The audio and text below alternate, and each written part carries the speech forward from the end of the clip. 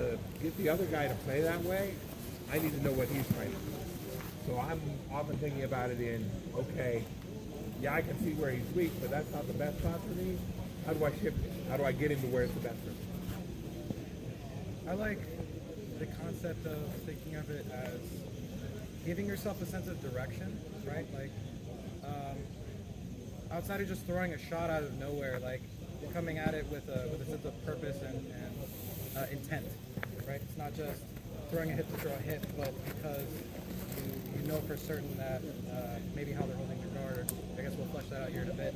But yeah, giving yourself a foot up in getting the exchange going. Awesome. So leading into this, I'm just going to grab 2 weapons and say, what do we notice? What can we notice when you line up against a fighter that's going to give us information? So say I step forward and I'm fighting against you. What do you notice? Oh, you're hand matching? Okay. Yeah, so say I'm hand matching. So say I'm up against... Assuming your opponent's are right. Yeah. So you can say I line up like this. You notice I'm hand matching. What else do we notice? What are things we can pick out? Left foot forward. You can even think of it as, instead of Florentine, I have a shield. So say I have a shield, what kind of... It doesn't even have to be the style specific, so I've got my shield here. Instead, what else can we notice? I'm basically going to the same kind of stance. If they're still or if they're moving. Yeah, their movement style. What are they doing? Are they being twitchy? Are they doing a lot of weird, chaotic movement? Are they more just chill and just kind of waiting for you? What are other things they can notice? What was that? Guard position, yeah. So say I've got a pretty low guard here. That gives you information, right? This gives you different information than if I was in a more higher guard. Correct. What else can we notice? Your feet, the position of your feet. What's forward? Am I in a very neutral position? Am I leaning forward? Where my knee is basically beyond my toes, which is something I don't recommend doing? Am I backwards? Am I spread out too far? Or am I just in a very casual? All of these things are things we can notice. Anything that you think they've missed that you would add to it? Posture. Yep. That tells a lot about someone's character in a way, right? If someone's kind of like turtling behind their shield, they're fighting very timid. This isn't someone who's gonna, be prepared to move. They're loading on their back leg. Knees are another thing. It shows their ability to move. If your knees are locked out, you have to prepare to shift your weight, and that's going to be a talent that you can look for in the future to capitalize on something. Things like this can be pretty hard to catch that sometimes, but that is something. How they grip their weapons. Some people like to change their grip their position based on how close they want to get to you. So if you see them also like start like basically like this sometimes, it means they're actually willing to go close. You can do much more grinding behind their shield work versus somebody who always holds it at the end of their sword. Obviously they want to get the maximum reach out of their weapon and want to fight it that way. Yeah. So all of this gives you information. All of this information you have to rapidly analyze, take in, and come up with a game plan. Especially say you're about to enter a tournament. You don't know this person. You're lining up again. You got 3, maybe a little more rounds. You need to get as much information from them as possible before you even tap swords. This is the kind of things that I like to think of as fun research. There is a really handy chart that I printed off copies of. If you just want to pass it on quick. There's still more than enough. Just let us know. Yeah, I've got one on mine. This chart was developed by Tato and Tisco, so credit goes to them. And it's a quick way of kind of stereotyping your opponent into a fighting style. The idea is you can rapidly gain some information from analyzing them, put them into this style, and have a good idea of how to fight them initially. So there's basically 4 of them. We'll just start at the top. Direct offensive. So this is a person that when you line up, they tap swords and they just start throwing shots. They're just throwing shots. Maybe they got some fakes in there. They're just as much as they can. They're aggression, only aggression. They're not too caring about defense. We all know a fighter like that, right? Going around, indirect offense. A lot of fakes, stutters, opening with motions designed to get them out of position, assuming they'll block. So these are those those people that line up, you just see them. They're doing all these motions. They're trying to get you to open anything so that way they can do their game.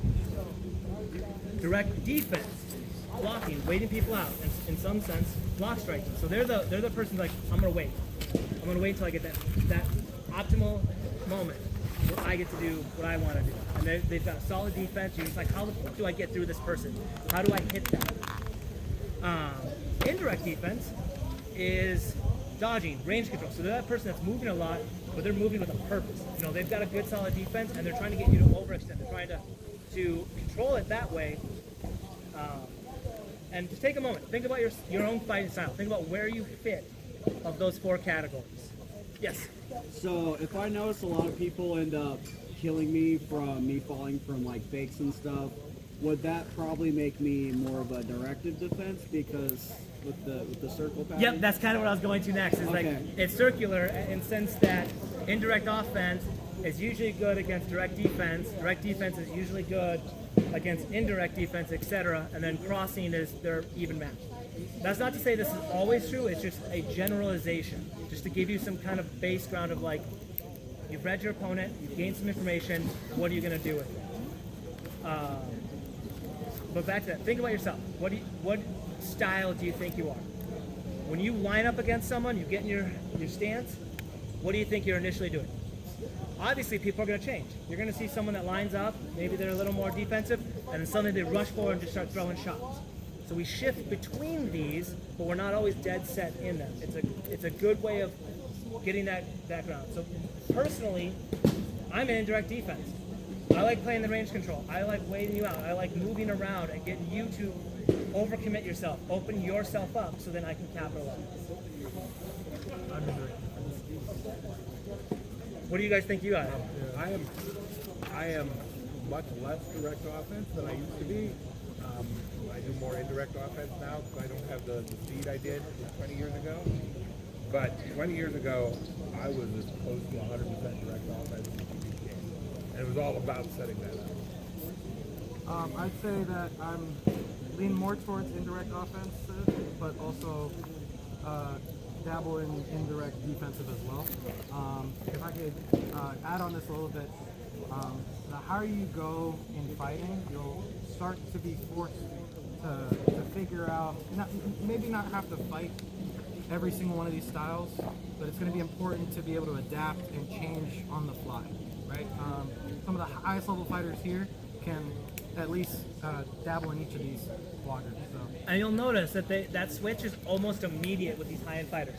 They recognize what their opponent is or what they're doing, and they switch to give themselves a better chance against them. So that's what this is about, is that pattern recognition.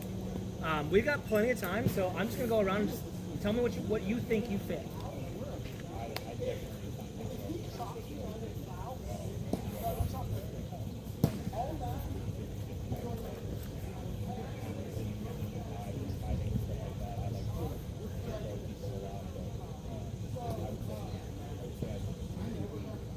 Okay. I'll probably find myself being direct defense. Okay.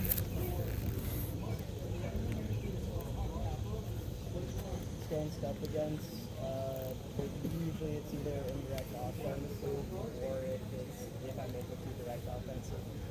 I don't know if you guys caught that right there. Typically depends on who I'm up against. So that is pattern recognition. You recognize that you have a different style against different people because that style gives you an advantage. You may not know, you may not have picked up on it, but you know when you line up against something that's like, oh, this style is what I need to do, not that style, because this is going to be better.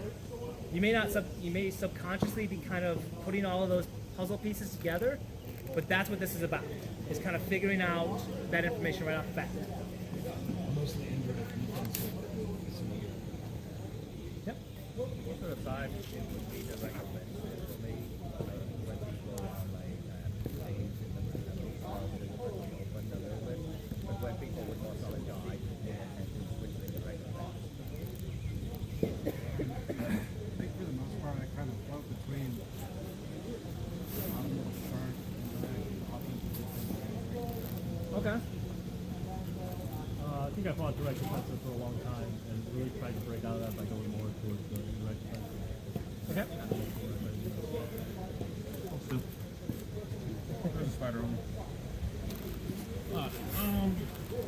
think I start off usually in direct offense, but then depending on how the opponent goes is how I switch to where I'm doing next. Okay. Starting off, I do direct offense, but as soon as I realize I'm being pressed more than I can handle, I start going direct. So, direct defense, definitely. I also do indirect defense from time to time, and it's mainly because my range is typically shorter because I'm small as hell. And ditch lines, whenever I get like, I feel like I got a lot of energy, direct offense, if I want to get like risky, you know? Okay. Indirect offense is probably my weak spot, and I've been trying to learn that more too. I think I'm a mixture of indirect defense and direct offense. Okay. I'm gonna. This is on this, but you, I think, said you were direct offense, correct? I said indirect. Indirect. Who said direct offense? I listened to the vote. Yeah. I will say Well, it. one of you, Ryan, come forward, grab your gear. What we're going to do is we're going to have one of each of the examples step forward, get into your stance. Let's see if we can pick out any tells on what might give away that that's their style. Join us and try and analyze it and gain information. Since they identify it as direct offense. Sorry, heat. I was generalizing. All right, no, let's face. We're fighting. Face that. Come over here. Right here. I want them to be able to see everything. So we're lined up. You're direct offense. What do we see? Sword foot forward. Guard extended. What was that? His guard's extended. Yeah, he's got an extended guard. What does that tell us? Sword foot forward and extended guard. Ready to attack. Yeah, he wants to go in. Right. What else have we picked up? The board is slightly higher on shoulder compared to like sword hip and board hip. What does that tell us? He's expecting to get shoulder back. Yeah. It might mean that he gets hit in the shoulder a lot, or he is comfortable in his block on this, and he's baiting his hip. Are you okay with me hovering around you? Sorry, I should ask first. Okay, what else do we get? Stance. Okay, what do you, he said what? Range fighting? Oh, okay. Yep. There was someone else that said something over here. I said the stance. Yeah. I can't tell if he's bending his knees, but sometimes you can tell with that direct offense that they've got like they're a spring. They're ready to go. As soon as Leon is called, they're going forward. Who here's fought Diego? When you tap swords, what does he do? He's going at you and he is swinging. That is a direct offense. They just want to get in the fight right away. You can kind of tell because they're just ready to sprint. Thank you. I'm going to throw one thing in, and this is not to disagree with anything you all said, but that leg forward is not a perfect tell for direct offense, because there are tons of people who start with that leg back, and that first step, that gets your sword a lot closer to, that gets my sword a lot closer to you in one step. So I, as somebody who for years was direct offense as my favorite all the time, I started back from my attack leg back all the time. So what he's saying is basically with this back leg, I can take that big step and I can go forward. Instead of like this, you're going to see a lot more quick steps. And I'm doing it for the attack. Like I'm not putting my back foot forward for anything other than that attack.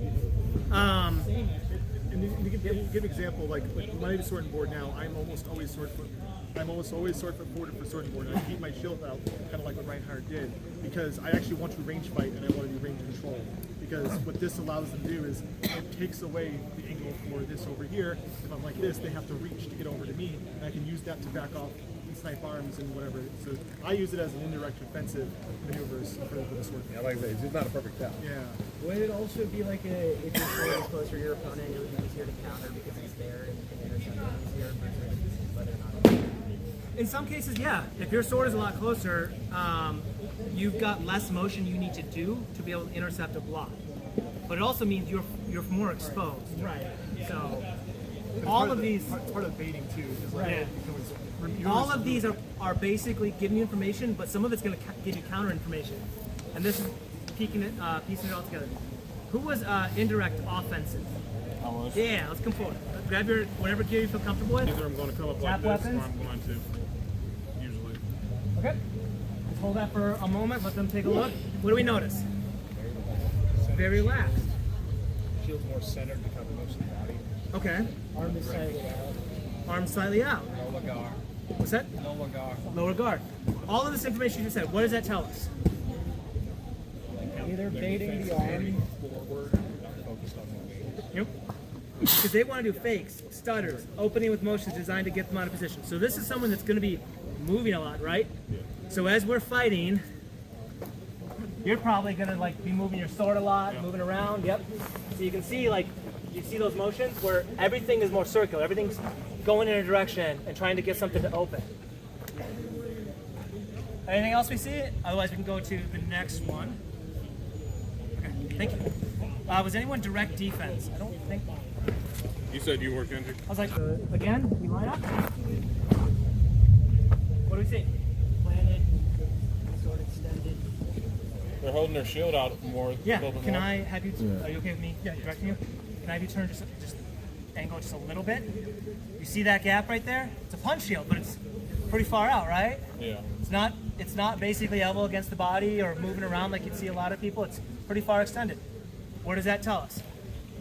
That they don't want you to get close enough to hit them.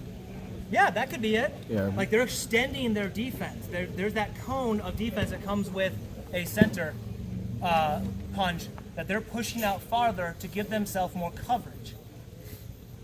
All right, what else are we noticing? Anything else? Square planted stance. Yeah. Yeah, this is the fighter as you're approaching them and you start moving. Yeah. Probably gonna stay put, but just turn and move with me. They're not gonna move side to side, they're not gonna do a lot of that jittery stuff, they're just gonna be planted right there and they're like, come on, I don't got all day, let's go. Alright, thank you. Indirect defense. I'm sorry. Before we move Yep. on to that, you mind if I touch it? Yeah. So that is an example for a punch. Yeah, you're going to sit down. Okay. An example for maybe a strap of a direct defensive fighter might be something more like this, where someone who's fighting shield foot forward, making sure that the center of their shield is kind of always pointing at your sword, and they're keeping everything real tight. Can I turn you? Oh, please, I can touch you right? Yeah. Okay. So I'm gonna turn them. Do you see how hunched over, how tight and compact? Basically hiding behind that shield, using that shield for every little inch they can get out of it. They've squeezed it. I know. And they are just going to wait you out. And that's why I'm in direct offense, because I have to try to bait you. Sorry, I just wanted to... Yep, you're fine. Please, if anyone has anything, they should jump in.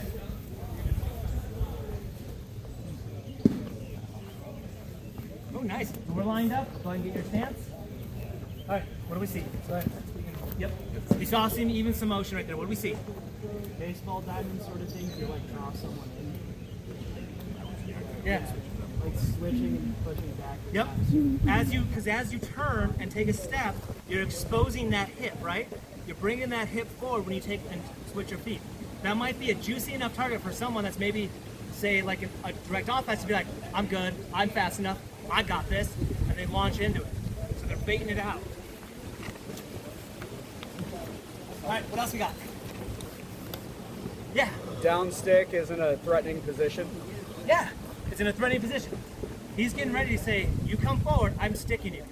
I'm gonna get you. Versus like if it was direct defense, you might see that it's gonna be closer, it's ready to block. It's not ready to be moved around and bait or flick at someone. Yeah, no. Sword movements also to see if you get a reaction out of the opponent. Yeah. Yeah, you'll see that they constantly are moving, but they're not moving like looking for an opening. They're looking for a reaction. They're trying to train you. You'll see that they repeat motions a lot where they're like, oh, I'm gonna fake this. Oh, I saw that. I'm gonna fake this again. Oh, now I'm gonna go because I've trained you that if I do this, this is your reaction. I've noticed it. You were gonna say something? Yes. His left hand on the down spear, it's up in his shoulder quadrant to be able to intercept shots that are coming in. Yeah. He's expecting to be attacked. And he's getting ready for it. And he's trying to bait you in because he knows how to counter it. Awesome. You were going to say something as well. Okay. So that's these kind of 4 categories. And to kind of practice getting this information, actually before I do that, any questions on any of this we've said? And if you do, interject at any point. Awesome. To kind of get some practice on this, what we're going to do is we're going to have 2 volunteers come up. We're going to have them do a best 2 out of 3, or just fight a couple times. And let's analyze it. let's look for things that we notice. Yeah. Oh, yeah. Does someone else want to come forward? Reinhardt, you put your hand up. So we're going to have you do a 2 out of 3 right here. And don't you put your hands down. We're going to give you a chance to. Yep. Edgar and Reinhardt.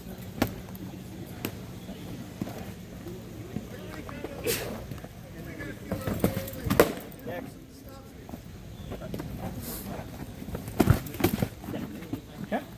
I got one over here.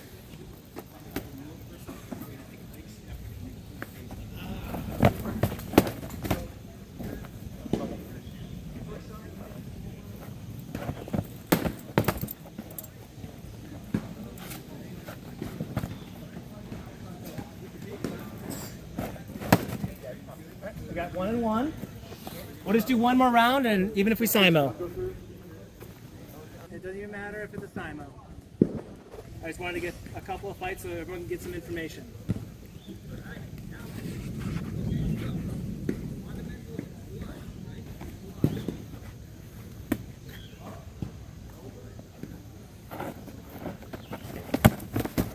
Sorry, that's not the same leg.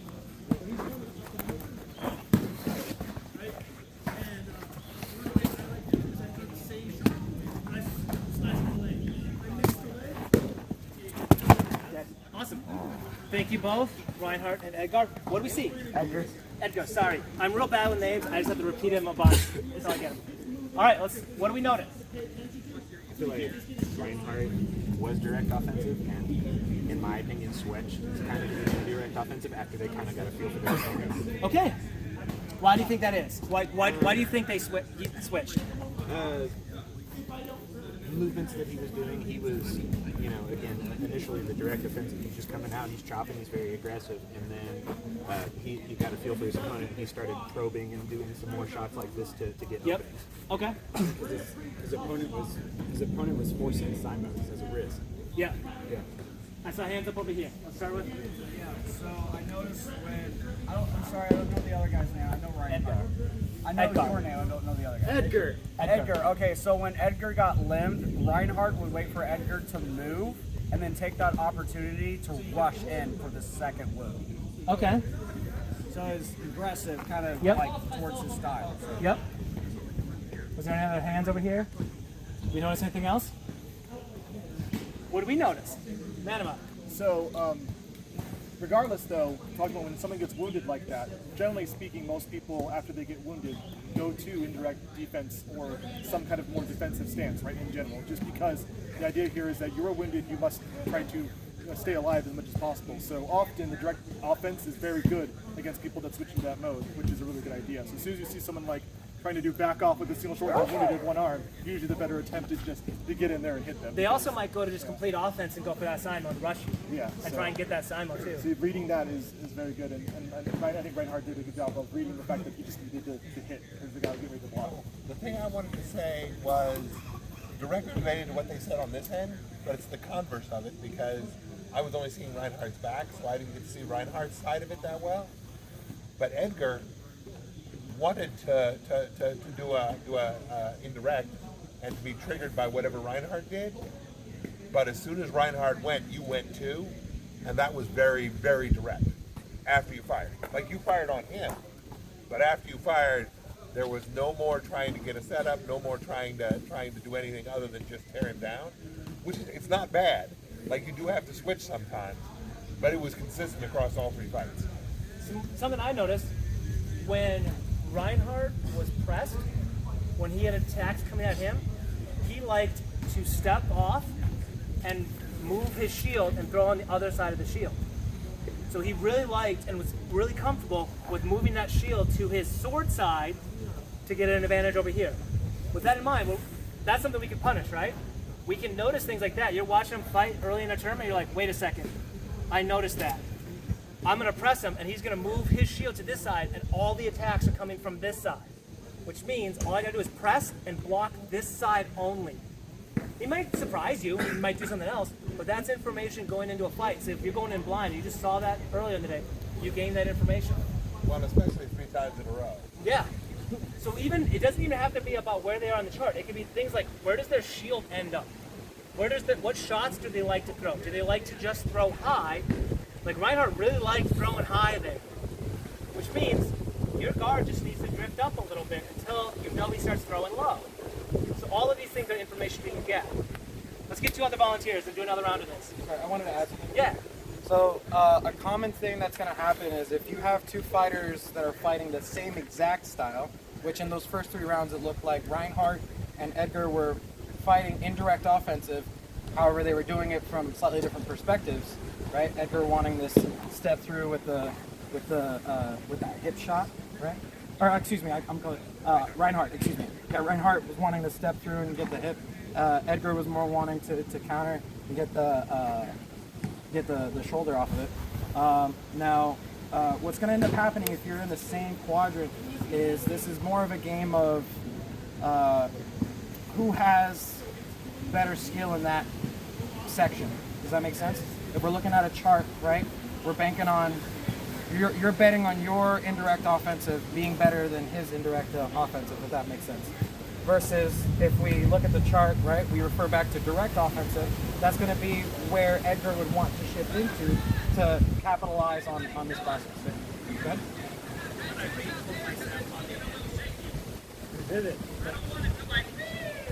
Oh, we can keep going. What I read for myself on the end of those fights is like I fall into the pattern of like I'm gonna start with the eye cross and then try to, if that doesn't work, then we try to counter time.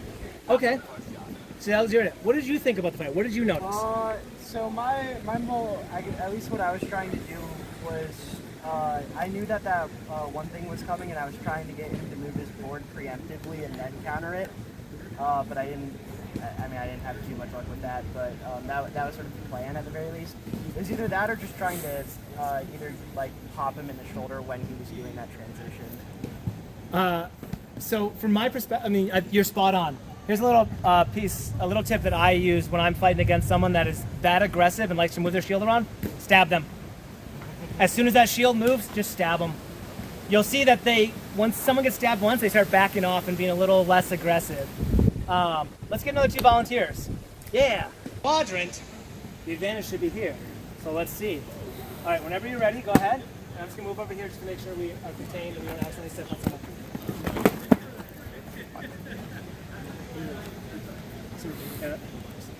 Let's do 2 more rounds.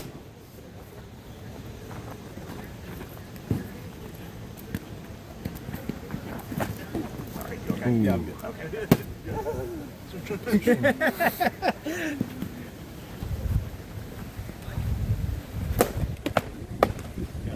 All right. What do we notice? Range control. Yeah. I'm assuming you're talking about him? Yeah, the downstick guy. Yep. Sorry, I can't remember names. Fig. So Fig was definitely using control. Range controlling that fight. He backed up and maintained a good distance until... Sorry, your name was... Jace. Sorry? Jace. Jace? It almost looked like you got frustrated and just like, I'm going for it. Like, I'm going to hit this guy. And then you went in and he was able to counterpunch, right? Yeah. Yeah, it's a great observation. You see that someone wants to control the range. They want to back off. Right. You know, the Spike does a lot, like most of his shot throwing from the same timing and he lifting his foot, like going forward. Yeah. He had timed you. He was throwing shots when you were pressed forward and were taking a step for that opportunity. What else did we notice? I noticed that there was a lot of like hidden off. I want to say the front foot because they're like almost like check hook them almost. Yeah. I hear what you're saying. Yeah. I don't know if I'm explaining it very well. Something I noticed, it was a linear fight. There was no lateral movement. You came forward, you went back. That was the fight. That we didn't step off the line, we didn't try and get a different angle. Another thing, you definitely were direct offense. You were like, I'm going in, I'm gonna hit you. And if I die, I die. I'm gonna try and hit you. I'm gonna say something as a guy who loves direct offense. This is a good thing for me anyway. But it's very important when you're fighting somebody who's got an edge on you. And part of the edge is the style thing we just talked about. But the other part of the edge is that down square's hard. By definition, he's got a range edge, and you've got to close that distance. Yeah. And he's got two things to hit you with.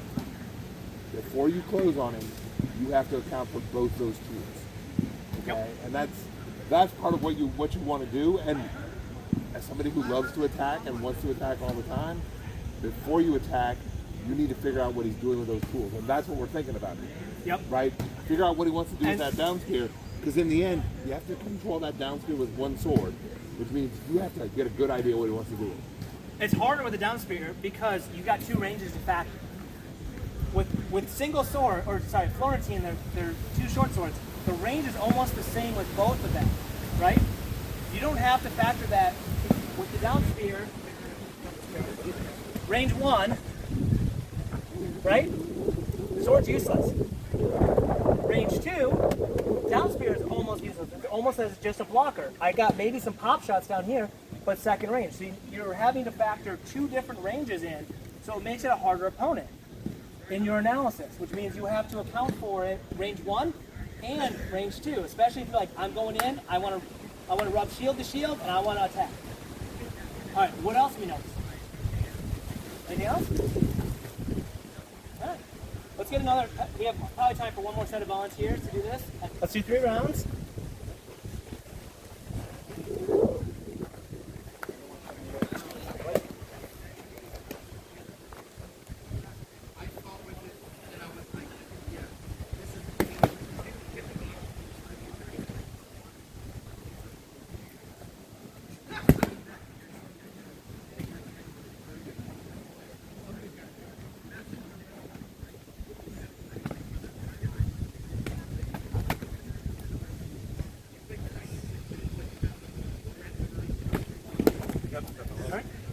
Do 2 more rounds.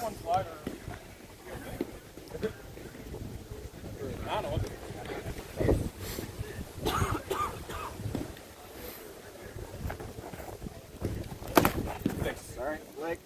It looked like it hit your foot. It hit like right here. Okay.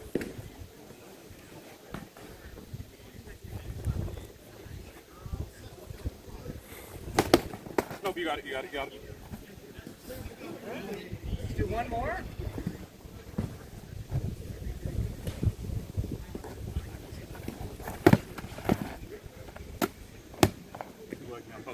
Your stab was very great. Yep, you got it. Okay, what do we notice?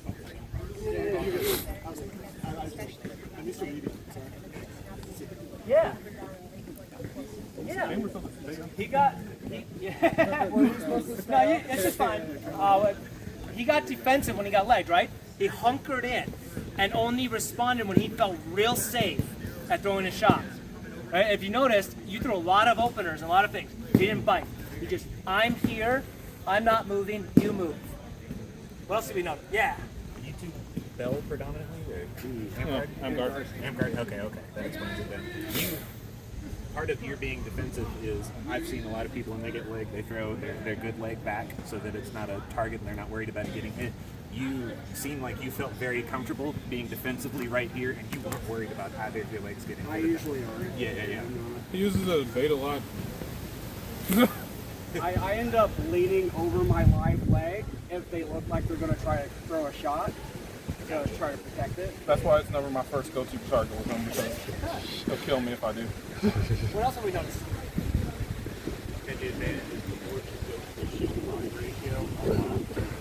Yeah, he likes defense. He's hunkered behind that big shield. So now what we're going to do is we're just going to split everyone in half. Let me say one more about this. And this is not an absolute, but people who like to use a lot of leg openers might be indirect. Yeah. All right. Yeah. It smells indirect if somebody does a leg opener, and you did too. Yeah. All right, we're going to split the group in half, and what we're going to do is each side is going to have one person come up and fight. We're just going to do the same thing again. We're going to then break. 2 of the instructors are going to work with one group, 2 of the instructors will work with the other, and we'll come up with a game plan for that fighter, and we'll bring them back together and see if things change and see what we notice. So I'm just going to, I think we've got 12, so I'm just going to do 1, 2, 3, 4, 5. To it, right? So he might hit the shoulder if he's good enough at convincing on the head. Right? How about inversely? What do you do? What is this team looking for this side?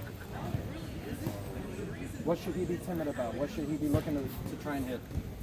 The arm is very forward, so that as he progresses, they're going to he's going to try to come. For sure. So but that is also a angle. Shoulders at an angle, yeah. So that is also a spot that we can exploit by just like that arm go that shoulder. For sure, yeah, absolutely.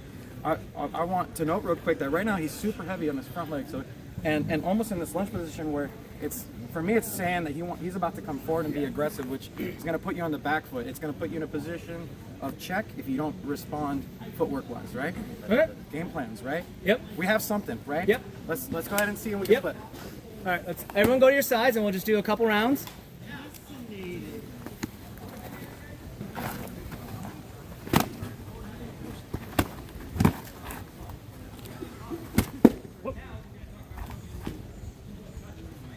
Next. Oh, I'm sorry. I probably dodged you.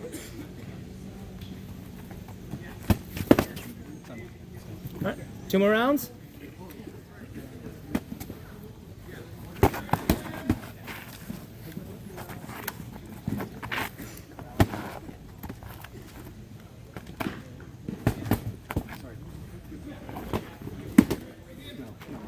All right, let's do 1 more round.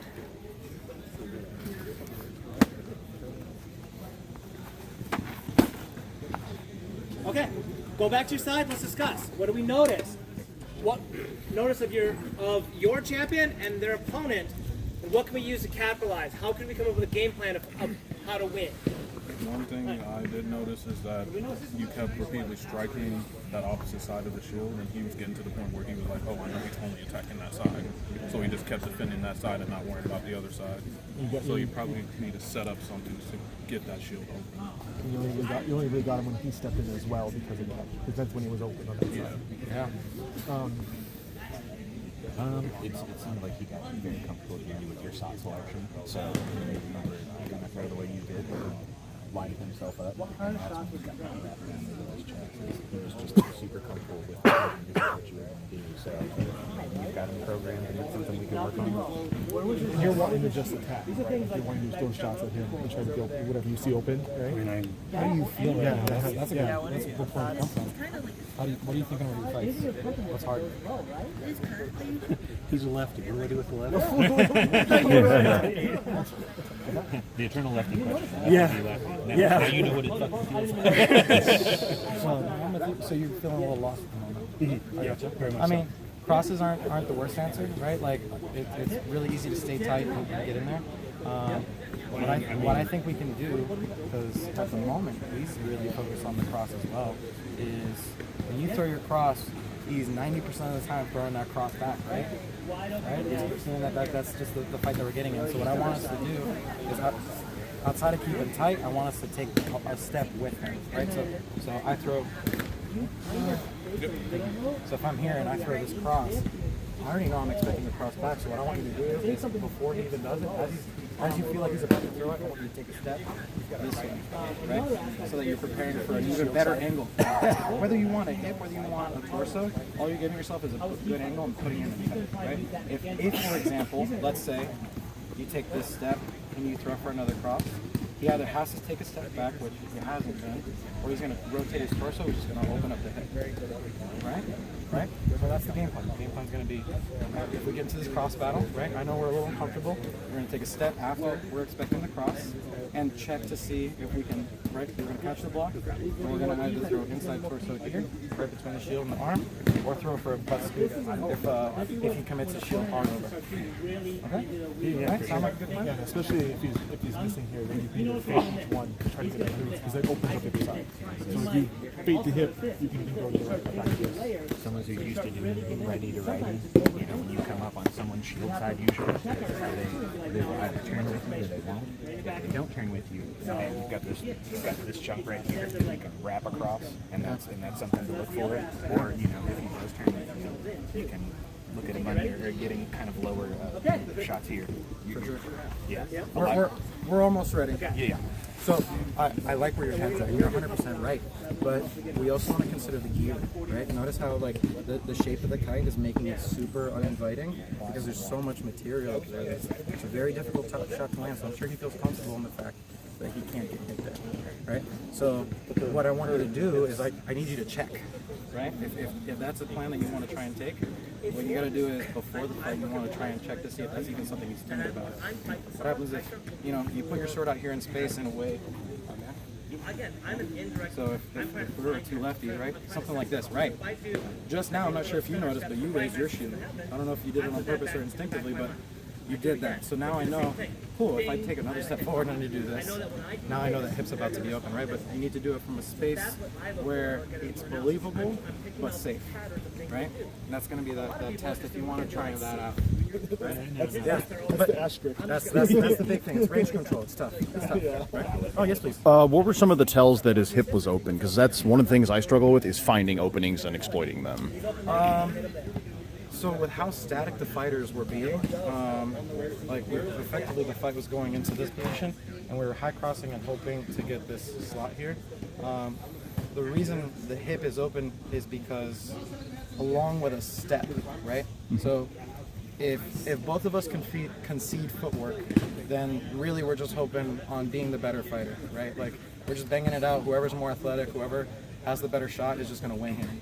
So the hip will be open, assuming that you take the chance to take the step, right? Okay. Because from here, without a doubt, it's open, right? I could see it plain as day. Okay. Right. So, but you have to get yourself there first. That's going to be the trick. But at the very least, we can do this again, right? Y'all are going to have another set of fights. We're going to come back, make a new game plan, right? That's the whole part of all this. We have to adapt. He's adapting. We have to adapt. All right. Awesome. All right, ready? I think we're good. 3 more rounds.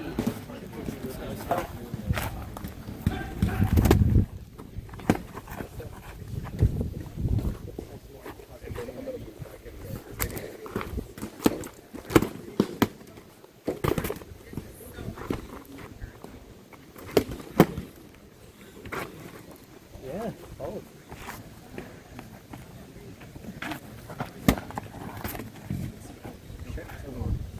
Or not shoving in my head. Give me.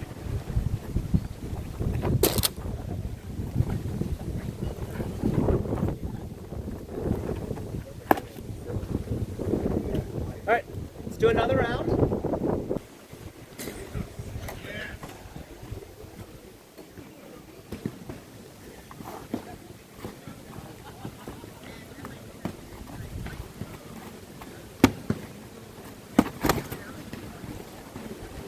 Okay, just make sure we can get through multiple. All right, I want to try and get through at least 2 more of these.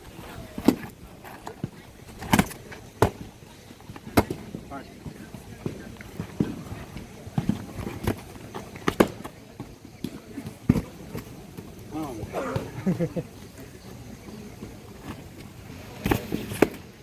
Okay. What did you guys notice? What was your strategy? Our strategy was. Oh, actually, you know what? I'll let you say. Yeah. Yep, I'm just putting my shield over it. All right. The opponent, in my mind's eye, had become very comfortable with like the idea that shots are going to be coming from here, especially how that last shot landed. You like squared up behind your shield, and because of that, he was able to get in and lay that flat across the chest. So we feel like the opponent had been kind of programmed a little bit, and so we were kind of hoping to have him position himself to get himself an opportunity to hit him on the light shield side, see how he might react one way or the other. Okay. What was our strategy over here? Who wants to speak up? Our strategy was for him to not only counter, but to focus on his weekends from the original fight. Which were? When he noticed he would throw a lot of up here and over here. So we were hoping he would get more of this and capitalize on that. So and also focus more shots on Sword the side hip. quadrant. Yeah. Because, they're just beautiful. Depending on the enemy fight. I want to ask a question. Did you guys notice with your champion that a lot of the shots and everything was up high? And did you point it out?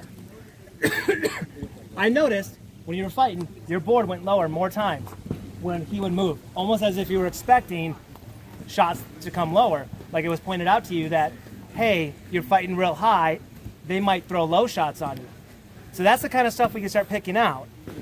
Was there anything else you want to mention? I have a question for you. Yes.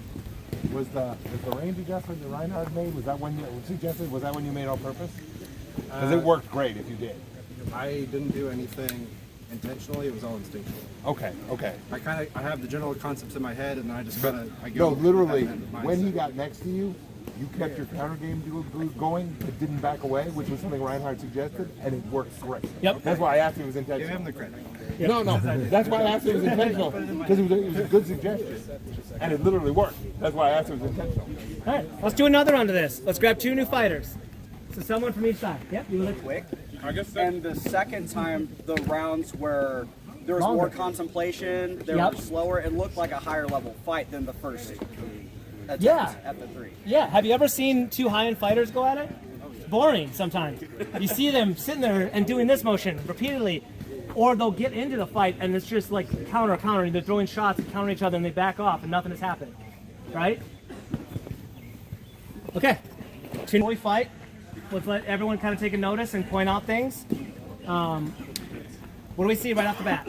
Hand match, both are sword foot forward. Yep. Her shield Flat is pretty shield. high. Yeah. Flat shield, heater. Strap versus punch. Yeah, strap versus punch. Feel a lot closer this time.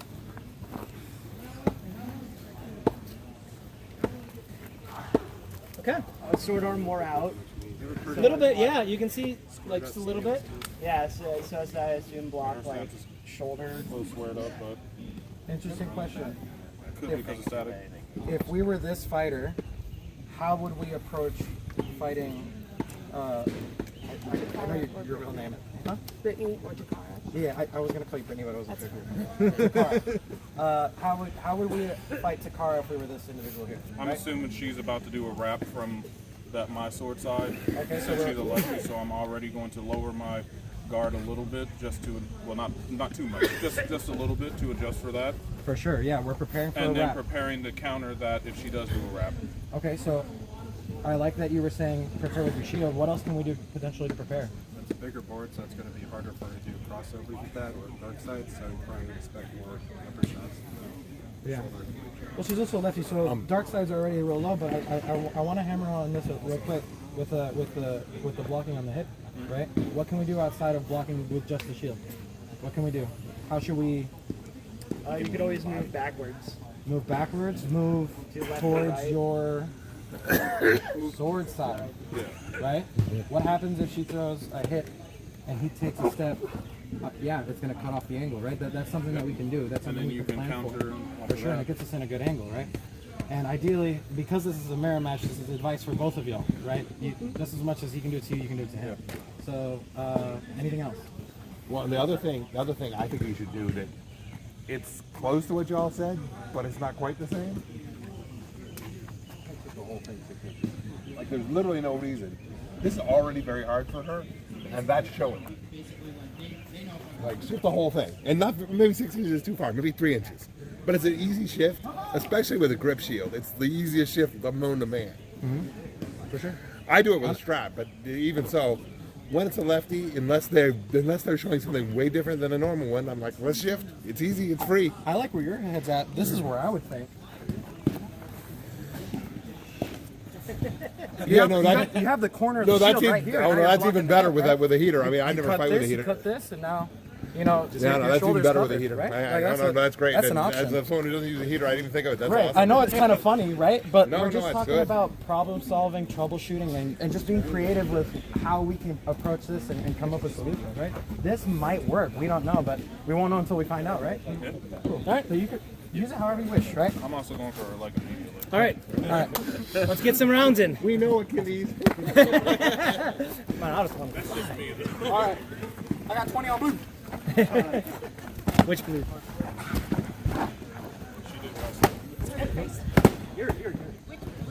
All right. Exactly. Right. Regardless of who wins. Okay.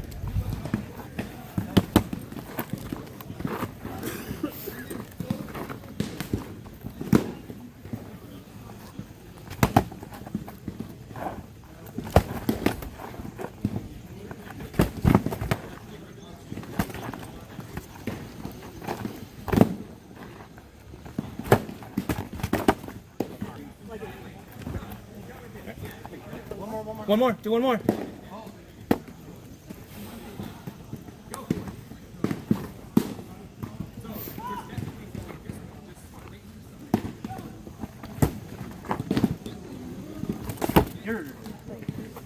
Okay, let's go and break into our groups.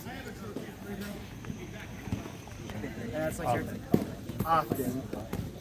You weren't really fighting direct defense in there, were you? Or maybe I didn't get Not that one. So Against why? lefty board, I've got. Yeah. I mean that is fair because when you're talking about the down spear, right, you have to adapt. Dude. And when lefty versus righty, you are both dangerous to each other immediately, right? Because both of that, especially when you're both the same, because you're both with that foot forward. So Plus, she was acting very much indirect offensively. Yes. Trying to bait you to strike first. That's exactly what I countered. I noticed that was like a good about half of her attacks were based off of countering you. Right. So she was waiting for you to make the first move, so that way and she could try to snipe an arm. Wouldn't or that be something. indirect defense, not indirect offense? I Or like thought is it indirect- kind of? well, no. So indirect, she was never backing off. So Yeah. it definitely Right. was not indirect defense. She was Okay, that's- indirect. She doesn't need to back off for it to be indirect defensive.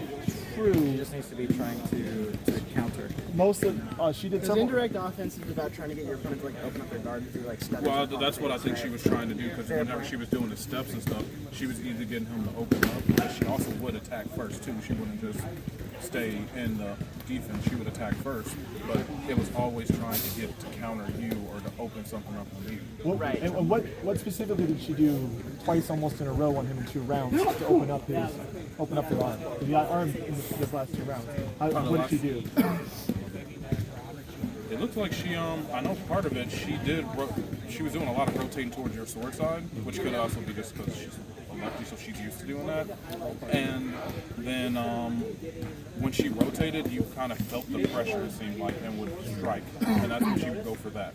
Well, she actually attacked this quadrant of his body, and then you brought the shield down, and then she hit him on it. And she did that twice, which is opening up. She was always only for the arm. She didn't care about the hit shot actually at all. So she did that twice in a row. So it's something to think about. She's looking to get your shield to move by the attack dial. I think she had a change in style at one point in time. She was very defensive, kind of getting a probe for you. What was the first fight like in terms of she was a lot more defensive in the first fight than she was the second. The second, she felt very comfortable in a strategy or two and was like making it happen. Yeah, the second she got a read on you is when she changed up her style. I think in the first fight, she was just throwing counters, and by the time that it was into the first fight, she was confident she had blocks on you. After that, she was like, I can throw openers, and she did it, right, to make them happen. How comfortable? Now, how do we make that actionable though? Yes, that's what we're going to talk about now. Right? What can we do against that? I like the idea personally. One thing that I saw that you were doing is you guys rotated around each other a lot instead of letting her rotate around on you. Create distance and give yourself an opportunity to come back and defend yourself a little bit and kind of reset this fight. Well, hold on. It looked like you wanted to close at some points and actually wrap around her right side. Is that correct? Yes. So, if that's the style you want to do, and that's what you're comfortable with doing, I would suggest you would take a step towards that side, and then she would match you, and you would throw your shots. I think that the mistake was made that she didn't keep stepping that direction to because she has to then spin at the same direction, same time that you are doing it. and just trying to get that angle every time, and making sure your shot lands at the same time as you step. So that way the angle happens immediately. Because if you step first and then throw, you have a time to adjust your angle higher. If you're stepping and throwing for those, because you're just going to hit something over there, right? That's the kind of the goal of that kind of thing. If you want to lean into that more, I think it would work on her. It's just that you often would just face each other, then you throw a couple times and you back off. And I think either you commit or you need to create that distance. You have to make one of those decisions. You kind of stay in the middling range. Yeah, you say that. I was about to say, like, if she's changed her style and if there is success, should we say, well, what style should we pick to counter? And then what does that look like? That's how I think I might approach it. To be indirect offensive, you got to be direct offensive. So if that's what. Now I hover between indirect defensive and Is she the direct offense? Oh, well, Chris, you're about indirect defense. I have a lock on it. Is that around? Yeah, I thought it. So I think that so she's mixing between indirect defensive and direct offensive. Yes. So I think he gives the right. Exactly. We're going over the chart. We're doing a lot of stuff here. One second. We're brainstorming. We're brainstorming. Oh, excellent. Oh. Jump in. I mean, because we're not going to do round two. Like, we don't have to tell her, but yeah. I'm curious. I'm not gonna give you anything. Yeah, we haven't even gotten there yet. I think she's largely moved to direct. And unfortunately, that's all that I got recorded for opponent analysis. Thank you to Sir Michael Hammer of God, Sir Manama, Ender, and Augustus for hosting this class. The rest of the time spent in the class was practical applications of opponent analysis, gathering information, reading your opponent, and then choosing and switching between styles that are appropriate at the time. Another moment of footage that didn't get recorded was my matchup against my nemesis, Achilles!